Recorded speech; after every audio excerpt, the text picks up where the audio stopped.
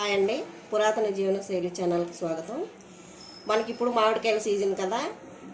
మొన్న జ్యూస్ చేసుకున్నాము, ఒకరోజు ఆమ్చూరు పౌడర్ చేసుకున్నాము. మనం నిమ్మకాయ పులిహోర, చింతపండు పులిహోర ఎలా చేసుకుంటామో ఈ మామిడికాయ కూడా అలా పులిహోర చేసుకోవచ్చండి. ముఖ్యంగా ఈ సమ్మర్లో చాలామంది డాక్టర్లు మనకి చెప్పేది ఏంటంటే సీజనల్ ఫ్రూట్స్, ఆ సీజన్లో ఏం దొరికితే వాటినే ఎక్కువ తినమన్నారు.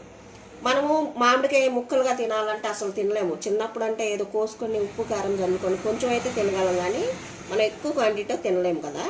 ఇలాగ అనుకోండి, మనం ఎక్కువ క్వాంటిటీతో తినవచ్చు అనమాట. ఇప్పుడు మనం మామిడికాయ తురుముతో పులిహోర ఎలా చేయాలో అందరూ చేస్తారు, కాకపోతే ఒక్కొక్కరి దగ్గర ఒక్కొక్క టెక్నిక్ ఉంటుంది కదా. అందుకోసమని ఇప్పుడు నా టెక్నిక్ ఏంటో చూడండి. చూసి నచ్చితే సబ్స్క్రైబ్ చేయండి, లైక్ చేయండి, కామెంట్ చేయండి, షేర్ చేయండి. మీరు కూడా నా పద్ధతిలో చేసుకుని ఎలా ఉందో కామెంట్ చేయండి. నేనైతే మాత్రం మామిడికాయని అలాగే వాడేస్తాను అన్నిట్లోనూ. మీరు చూస్తున్నారు కదా, ఈ చెక్కుల్లోనే మనకి మంచి ఫ్లేవర్ ఉంటుంది. కండలో కంటే కూడా ఎక్కువ చెక్కులో మనకు కావాల్సిన గుణాలన్నీ క్వాంటిటీ ఎక్కువ ఉంటాయి అన్నమాట. ఇదైతే రసంతో కూడుకున్న మామిడికాయ, పచ్చి మామిడికాయ. పచ్చడి మామిడికాయ కండ ఉంటుంది, అది కొంచెం పులుపు తక్కువ ఉంటుందండి. మనం ఈ రసం కాయలు అంటాం కదా, వాటి పచ్చి మామిడికాయతో చేసుకుంటే పులుపు ఎక్కువ తినే వాళ్ళకి చాలా మంచిగా ఉంటుంది. నేనైతే తొక్కతో సహా తురుముకొని పెట్టుకుంటాను. ఇలా ఫస్ట్ మనం పచ్చి మామిడికాయని ఇలా తురివేసి పక్కన పెట్టేసుకుందాం. ఇదిగోండి, చూసారు కదా, నేను చెక్కుతో సహా తురుముకుంటున్నాను అనమాట. అప్పుడు మనకి గ్రీనీ కలర్ అనేది కొంచెం ఎక్కువ ఉంటుంది, స్మెల్ కూడా మామిడికాయ స్మెల్ అనేది మనకు బాగా తెలుస్తూ ఉంటుంది అనమాట. ఇదిగోండి, నేనైతే ఈ గ్లాస్తో 2 గ్లాసుల బియ్యం తీసుకున్నాను. కొంచెం అడుగున కొంచెం అన్నం పక్కన పెట్టేసాను అనమాట. మనకి ఒక చిన్న మామిడికాయ, ఒక మీడియం సైజు మామిడికాయ సరిపోయింది. అయితే ఇందులో మనం ఏం చేయాలంటే ఫస్ట్ కొంచెం పచ్చిగానే దీని మీద మనం చేసుకోవాలి. ఉడకబెట్టి చేస్తాం కదా, దానికోసం ఇది తాలింపులోకి కొంచెం పచ్చిగానే ఇది కలుపుకోవాలి. అసలు మనకి పులిహోర అనేది తాలింపు అనేది డెకరేషన్ అండి. దాంట్లో మనకి పులిహోరలో కావాల్సింది ముఖ్యంగా పులుపు, ఉప్పు. దానికోసమే మనం రెడీ చేసుకున్నాం. పూర్వ రోజుల్లో అయితే బాగా చింతపండు, ఉప్పు, పసుపు కలిపి పక్కన పెట్టేసేవాళ్ళు. ఇదిగోండి, అన్నం విరగకుండా కొంచెం నేను ముందుగా కొంచెం చాలా తక్కువగా కొంచెం ఆయిల్ వేసుకున్నాను. ఇది పచ్చి ఆయిల్ అయినా పర్వాలేదు, మనం గానుగలు ఆడిచ్చి తెచ్చుకున్నాం కదా. ఇదిగో కొంచెం పచ్చిది కొద్దిగా తక్కువగా కలిపాను, అంటే ఆ స్మెల్ అనేది, ఆ పులుపు అనేది మనకు తెలియడానికి. పసుపు కూడా మనం ఇందులో వేసుకుంటే మంచిది.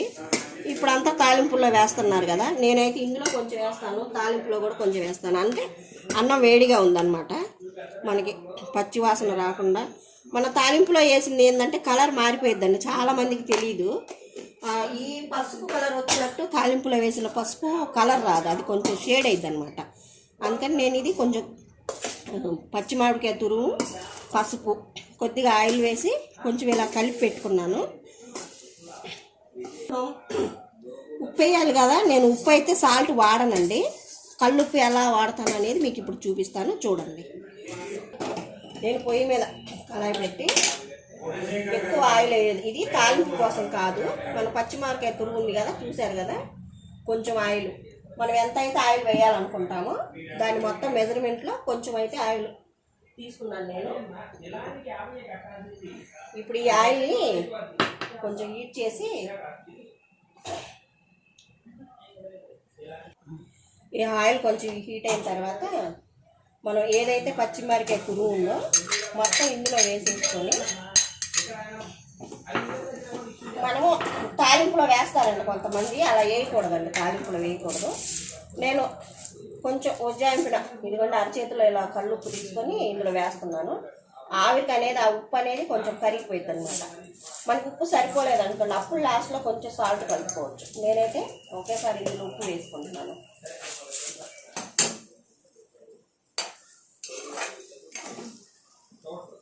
చెప్పైతే ఇదిగోండి, నేను ఉప్పు కలిపాను కదా, ఉప్పు కలిపి బాగా ఫ్లేమ్లో పెట్టేసి మూత పెట్టాలి. మూత పెట్టినప్పుడు ఏమైందంటే ఆవిరికి ఆ ఉప్పు అంతా కరిగిపోయింది అనమాట. మామిడికాయ తురుము చక్కగా నూనెలో మగ్గిపోయింది, ఇందులో మనం వేసిన ఉప్పు కూడా కరిగిపోయింది అనమాట. దీన్ని కొంచెం చూసారు కదా, మనకు కొంచెం పసుపు ఆయిల్ పచ్చి తురుముతో కలిపితేనే పులిహార టేస్ట్, పులిహార కలర్ వచ్చేది. ఇప్పుడు మనం ఇందులో నూనె వేసి ఉడికించుకున్నాం కదా, దీన్ని ఈ గుజ్జునంతా ఈ అన్నంలో వేసేసి చక్కగా కలిపేసి పెట్టుకోవాలండి. ఎప్పుడు కూడా మామిడికాయ తురుముని మన పోపు గింజల్లో వేయకూడదు. పోపు గింజల్లో వేసినప్పుడు ఏంటంటే ఆ పోపు గింజలు అనేవి మెత్తబడిపోతాయి. ఈ పులుపు అనేది కూడా అన్నానికి పెద్దగా పట్టదు. మీరు ఇలా చేసి చూడండి. కొంచెం పచ్చి మామిడికాయ తురుము, తర్వాత నూనెలో వేయించిన తురుము. నేనైతే సాల్ట్ వాడను కాబట్టి తురుములోని ఉప్పు వేశాను. సాల్ట్ వాడుతున్నారు, సాల్ట్ కలుపుకోవచ్చు. దీన్ని కలిపి పక్కన పెట్టేసి మనం ఆయిల్లో ఉడికించుకున్న తురుము, కొద్దిగా పసుపు వేసి కలిపి పెట్టుకున్నాం. ఇది ఇప్పుడైతే అసలు పులిహార టేస్ట్ వచ్చేసింది. ఇంకా తాలింపు అనేది డెకరేషన్ అనమాట. పూర్వం మన పెద్దలు పులిహార ఎలా చేసేవాళ్ళంటే అన్నాన్ని ఒక పట్ట గట్టి పెట్టి దాని మీద ఒక క్లాత్ లాగా పెట్టి అన్నం అందులో ఉడికిన తర్వాత అన్నం వేసి పులుసు కలిపి ఉడికించిన పులుసు కలిపి ఉప్పు పసుపు అందులోనే వేసి బాగా కలిపి మూట కట్టేవాళ్ళు. ఆ తర్వాత ఒక 10 నిమిషాలు, పావుగంట, అరగంట తర్వాత దాన్ని తీసి తాలింపు కలిపేవాళ్ళు తప్పితే తాలింపులో మామిడికాయ ఉడికించకూడదు. మన పులిహార స్పెషల్ ఇదే. కొంచెం ఆయిల్లో ఉడికించి కలిపి పెట్టుకోవాలి. ఇది బాగా ఉప్పు పులుపు అంతా పట్టేసి ఉంటుంది. ఇప్పుడు మనం తాలింపు వేసి పెట్టుకుందాం. ఇప్పుడు పులిహార తాలింపు కోసం మనం పోపు పెట్టుకుందాం. ఇందాక కొంచెం మామిడికాయ గుజ్జులో ఆయిల్ వేసాము, రైస్లో ఆయిల్ వేసాం కాబట్టి మనకి ఇప్పుడు కేవలం ఈ పులిహార ఒకటి తాలింపులో సరిపోతాయి. మీకు తెలుసు కదా, నేనైతే అన్ని తాలింపు గింజలన్నీ కలిపి పెట్టాను. పచ్చిపప్పు, ఆవాలు, జీలకర్ర, మినపప్పు, ఇవైతే పల్లీలు, ఎండుమిర్చి, 4 పచ్చిమిర్చి. ఇవి కారానికి సరిపడినంత మీకు నచ్చినంత తీసుకోండి. నేనైతే కొంచెం కారం తక్కువే వాడతాను. ఇందులో మనం ఏం చేయాలంటే కరివేపాకు అనేది లాస్ట్లో వేసుకుంటే ఆ కలరు ఆ స్మెల్ పోకుండా ఉంటుంది. కొన్ని 2 ఆకులు కూడా మనం రైస్లో వేసుకోవచ్చు తాలింపు అయిపోయిన తర్వాత. కానీ ఇవి లాస్ట్ వేసుకోవాలి. చాలామంది తినక ఫస్ట్ వేస్తారు, కలర్ చేంజ్ అవుద్ది. లాస్ట్ వేసుకుంటే ఆ వేడికే బాగుంటుంది అనమాట, కలర్ చేంజ్ అవ్వకుండా. సేపు నాకు ఇదిగోండి, ఆయిల్ వేడెక్కింది. ఇప్పుడు నేను పోపు గింజలు వేస్తున్నాను. మన కూరల్లో వేసుకునేటప్పుడు డైరెక్ట్ పోపు గింజలు వేగితే సరిపోయింది కదా. కానీ ఇక్కడ ఏం చేయాలంటే కొంచెం మధ్యస్థంగా వేగినప్పుడే మనం ఈ పల్లీలు వేసుకోవాలన్నమాట.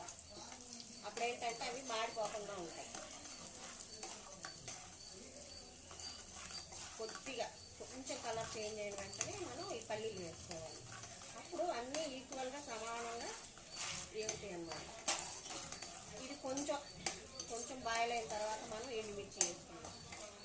చెప్పాను కదా, కరివేపాకు అయితే నేను లాస్ట్లో వేస్తాను, చూపిస్తాను కూడా.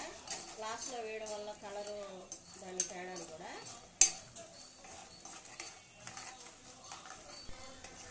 ఇదిగోండి, ఇప్పుడైతే నేను ఎండుమిర్చి వేసాను. ఫస్ట్ వేసుకుంటే మాడిపోతుంది అనమాట. ఆ పల్లీలు వేయకుండానే మిర్చి అనేది మాడిపోయింది. ఇలా వేసుకున్నప్పుడు ఏంటంటే ఆ వేడికి మిర్చి బాగా వేగిపోయింది.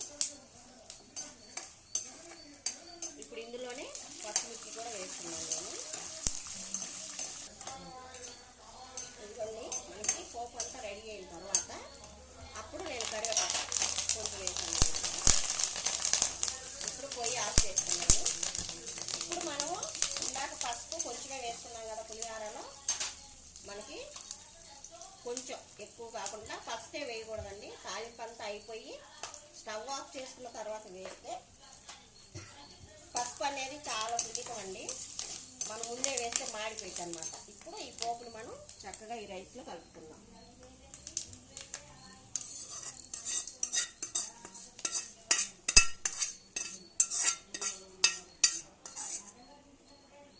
చూసారు కదా, మనకి పులిహార అనేది ముందే ఇందాక మామిడికాయ గుజ్జు కలిపి పెట్టుకున్నాం కదా, తురుము బాగా కలిసిపోయింది. రైస్ కూడా చూడండి చాలా విడివిడిగా మేకులుగా వచ్చింది. ఆ పులుపు ఆ ఉప్పు అనేది బాగా పట్టేసి ఉంటుంది రైస్కి. ఇప్పుడు ఈ పోపులు పెడితే మనకి పోపులు అనేవి మెత్తగా అవ్వకుండా ఉంటాయి.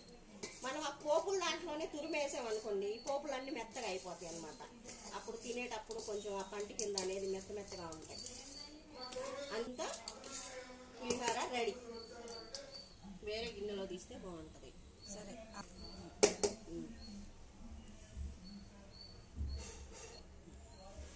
కమ్మనైన మామిడికాయ తురుముతో పులిహోర చాలా బాగుందండి. నాకైతే ఉప్పు ఆ గుజ్జులో ఉడికించాం కదా, అదే సరిపోయింది. మీకు కావాలంటే సాల్ట్ ఇందులో లైట్గా కలుపుకోవచ్చు. అంటే సాల్ట్ వాడకూడదని చెప్తున్నారు కదా ఇప్పుడు అందరూ, అందుకోసం అన్నమాట. నాకైతే మామిడికాయ తురుముతో పచ్చి మామిడికాయ తురుముతో పులిహోర చాలా బాగుందండి చూడడానికి, కానీ టేస్ట్ కానీ నేను ఇప్పుడే టేస్ట్ చూశాను కొంచెం. ఇదిగోండి,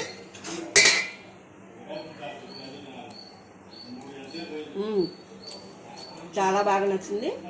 మీరు కూడా ట్రై చేయండి.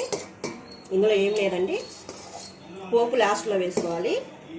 పచ్చి తురుము, ఉడికించిన తురుము ఉప్పుతో కలిపి మనం రైస్ కలిపి పెట్టేసుకుంటే అప్పుడు చాలా బాగుంటుంది అన్నమాట.